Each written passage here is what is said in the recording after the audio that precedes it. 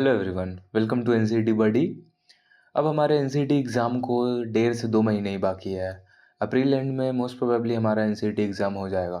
तो इस वीडियो में हम लोग समझेंगे कि किस तरीके से हम लोग प्रिपरेशन करें कि हम लोग अपने एग्ज़ाम टाइम पे अच्छा परफॉर्म कर सकें and IITs, NITs and RI जैसे प्रेस्टिजियस कॉलेजेस में अपना एडमिशन ले सकें। So let's dive into that. NCT exam most probably जो होता है उन एस्पिरेंट्स द्वारा दिया जाता है जो टिपिकली दो बैकग्राउंड से आते हैं।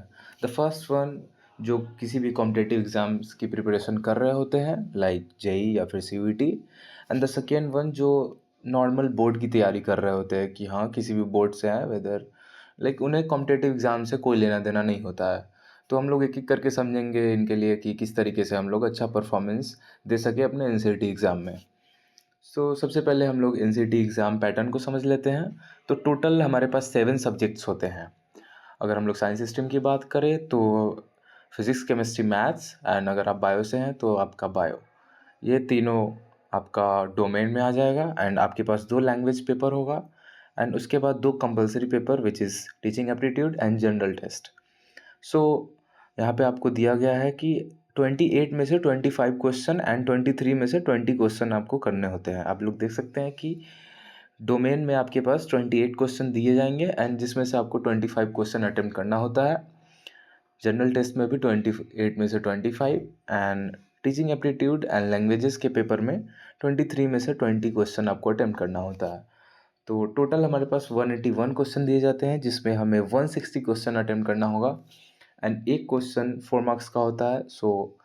टोटल 640 मार्क्स का ये एग्ज़ाम होता है जिसमें से अगर कहीं ना कहीं एक सेफ स्कोर का आइडिया निकाला जाए तो which is around 430 plus to get into IITs as of the past trends और समथिंग लाइक दैट। चलो अब समझते हैं कि जो जेई और सीयूटी वगैरह के जो एस्पिरेंट्स होते हैं जो लाइक कॉम्पिटिटिव एग्ज़ाम्स का प्रिपरेशन कर रहे होते हैं थ्रू आउट द ईयर, उनके लिए क्या टिप्स है और क्या चीज़ें हैं उनके लिए। देखो इन लोगों का जो होता है वो डोमेन सेक्शन काफ़ी अच्छा होता है। लाइक फिजिक्स, केमिस्ट्री, मैथ्स काफ़ी अच्छा होता है जेई वालों का। अगर कोई सीयूटी से है जो कि बायो बैकग्राउंड से है तो उनका बायो भी कहीं ना कहीं अच्छा होता है। तो अगर अच्छा नहीं है तो तुम लोग अच्छा करो बिकॉज ये आपके लिए इट विल प्रॉफिट, लाइक दोनों तरीके से आपके लिए बेनिफिशियल होगा। So like JEE April attempt में भी आपके काम आ जाएगा, एनसीईटी में भी काम आ जाएगा, अगर कोई सीयूटी से है तो सीयूटी में भी काम आ जाएगा। डोमेन अच्छा होना आपको कहीं ना कहीं एक लीड लेने में मदद करेगा। एंड दूसरा बात करें लैंग्वेज का पेपर, तो लैंग्वेज भी कहीं ना कहीं इनका अच्छा होता है, तभी तो ये फिजिक्स, केमिस्ट्री, मैथ्स को समझ पा रहे हैं एंड उनके क्वेश्चन को सॉल्व कर पा रहे हैं। It's the basic thing, like it's a prerequisites. Like JEE और सीयूटी का जो पेपर होता है उसमें कहीं ना कहीं इंग्लिश अच्छे लेवल का होता है, लाइक क्वेश्चन में भी यूज़ किया जाता है अच्छे लेवल से। तो इनका जो लैंग्वेज फॉर कम्युनिकेशन एंड जो ग्रामर होता है उनका कहीं ना कहीं अच्छा होता है। तो लैंग्वेज में भी इन्हें थोड़ा सा ही मेहनत करना पड़ेगा। हाँ, इनके लिए जो लैक करने वाली चीज़ें होती है वो है general test and teaching aptitude. इनको ये पता ही नहीं होता है, बेसिकली ये भूल चुके होते हैं। और टीचिंग एप्टीट्यूड तो इन्होंने शायद ही कभी सुना हो। लाइक मुझे भी जब पहली बार पता चला तो I was just shocked. But कोई नहीं, देखो जनरल टेस्ट आप लोग कर सकते हो बिकॉज रीजनिंग आता है उसमें और बेसिक जीके जीएस के क्वेश्चंस होते हैं। एंड टीचिंग एप्टीट्यूड में आपको जो बेसिक पेडागोगी होता है उसे पढ़ाया जाता है, ऑल दिस स्टफ जो कि आप लेक्चर सीरीज किसी का भी यूट्यूबर का फॉलो कर लोगे तो आपको समझ में आ जाएगा। ओके, अब बात करते हैं कि कोई सा भी थ्योरी और कोई सा भी रिसोर्स आप लोग लगा सकते हो। कोई भी बाउंडेशन नहीं है यहाँ पे कि आप किसी टिपिकल टीचर्स का ही देखो कि हाँ इस टीचर का ये वाला प्लेलिस्ट फॉलो करो, ऐसा कुछ नहीं होता है। इट्स अपॉन यू कि आपको किससे समझ में आ रहा है एंड किससे आप कनेक्ट कर पा रहे हो चीज़ों को। अब बात करते हैं उनके बारे में जो सिर्फ बोर्ड पे जिनका फोकस होता है और उन्हें कॉम्पिटेटिव एग्जाम से कोई लेना देना नहीं। तो इनके लिए क्या होता है, इनका जो पीसीएम यानी जो डोमेन होता है और जो लैंग्वेज होता है वो कहीं ना कहीं अच्छा हो सकता है अगर इन्होंने सीरियसनेस के साथ थ्रू आउट द ईयर पढ़ाई थोड़ा सा भी करा हो तो। अगर इन्होंने नहीं करा है तो इन्हें कर लेना चाहिए because in the same way कि इन्हें दोनों तरीके से बेनिफिशियल साबित होगा ये सारी चीज़ें। एंड थ्योरी किसी से भी करो, कहीं से भी करो, ओके। सो तुम लोग सोच रहे हो कि भैया तो फिर इसमें स्ट्रैटेजी क्या था? आपने तो मेरा टाइम वेस्ट कर दिया। मुझे लगा कि आप बताओगे कि इस वाले टीचर का ये वाला प्लेलिस्ट देखो, इस वाले मैम का ये पढ़ लो एंड ऑल दिस स्टफ। देखो, the best strategy to achieve anything is self introspection. हाँ, आप लोगों को सेल्फ इंट्रोस्पेक्ट करना चाहिए। आपको एक ब्लैंक पेपर लेना चाहिए एंड उसमें आपको लिखना चाहिए कि आपका वीकनेस क्या है, आपका स्ट्रेंथ क्या है, किस तरीके से इस वीकनेस को आप इस वीक में टैकल करने वाले हो एंड किस तरीके से जो आपका स्ट्रेंथ है उसको और स्ट्रेंथन करने वाले हो।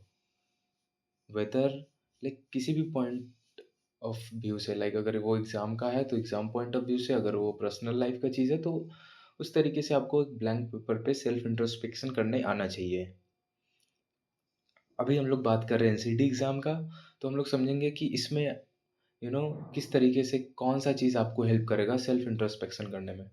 तो यहाँ पे सबसे बड़ा चीज़ आता है मॉक टेस्ट। जी हाँ, देखो, अब मैंने क्यों बताया कि आपको किसी भी टीचर से लेक्चर कर लेना चाहिए, किसी भी टीचर से आप कुछ भी पढ़ लो।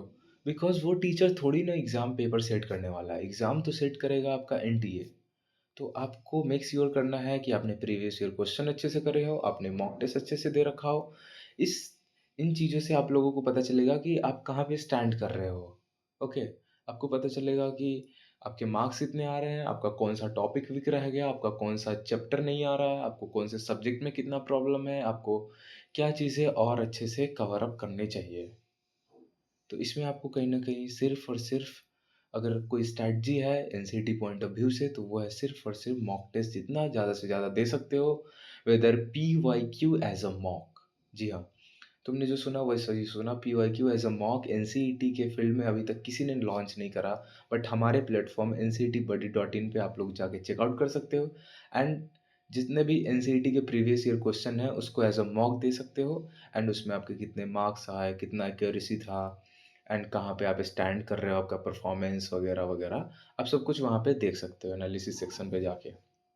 ओके, इस तरीके से पूरा का पूरा हमारा प्लेटफॉर्म डिज़ाइन है एंड हम लोग अभी इसमें एक ऐड ऑन करने वाले एक फ़ीचर विच इज़ कि डेली टास्क ट्रैकर जैसा कुछ, जिसमें आप लोगों को जो भी क्वेश्चन सॉल्व करने हैं या फिर जो भी आपका डेली काम करना है, वो सारा चीज़ आप उसमें लॉगिन कर दोगे and you will track these things also. तो मॉक टेस्ट ही आपको कहीं न कहीं एग्ज़ाम में एक्सेल करने में आपकी मदद कर सकता है। तो जाओ ज़्यादा से ज़्यादा मॉक टेस्ट दो, ज़्यादा से ज़्यादा चीज़ों को थ्योरी को पढ़ो एंड मॉक टेस्ट दो। डेली क्वेश्चन करो, डेली का एक टारगेट रखो कि डेली मुझे 50 टू 75 क्वेश्चन सॉल्व करने हैं। Whether you are preparing for JEE, NCET, CUET and whatever exam. Okay, so ये आपका अप्रोच होना चाहिए। सो हाँ, अभी फ्री ऑफ कॉस्ट है हमारे प्लेटफॉर्म पे सारी चीज़ें, like mock test, PYQ as a mock and all this stuffs are free on the platform. You guys can go and check out there. Link मैं आपको डिस्क्रिप्शन में भी दे दूंगा।